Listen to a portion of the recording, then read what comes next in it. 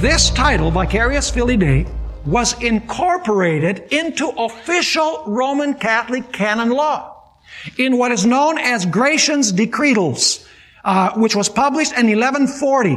And this is an official document of the Roman Catholic Church. It's canon law. It's the laws of the Roman Catholic Church.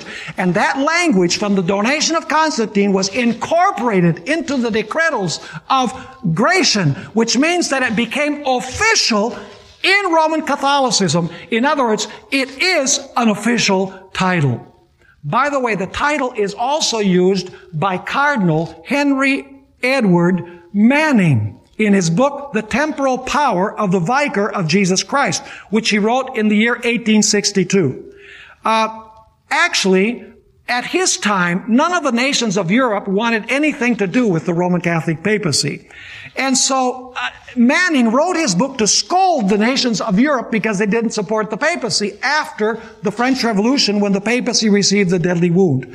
And so I'd like to read this statement where he's castigating the nations of Europe for abandoning the papacy. He said this: "See this Catholic Church, this Church of God, feeble and weak, rejected even by the very nations called Catholics.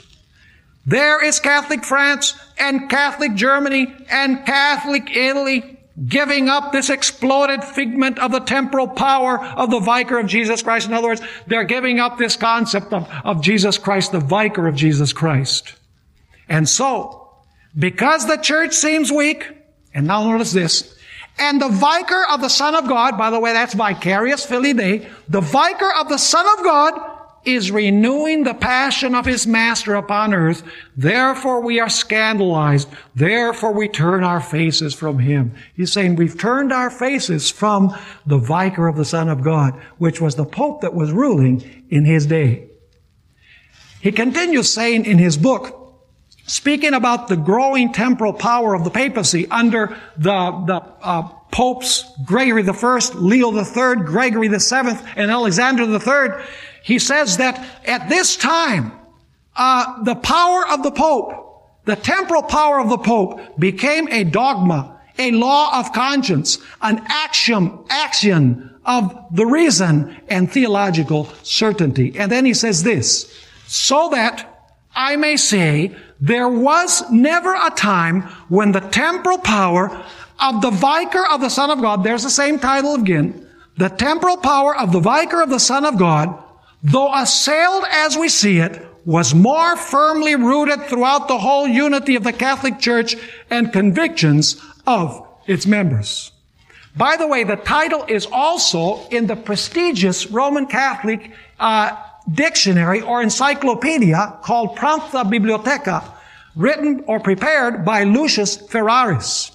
I'd like to read you an interesting statement also from the book by John Paul II, Crossing the Threshold of Hope, a very, very popular book. This is what he says actually I think it's page 7 of his book. He says this. Actually, it's page 3.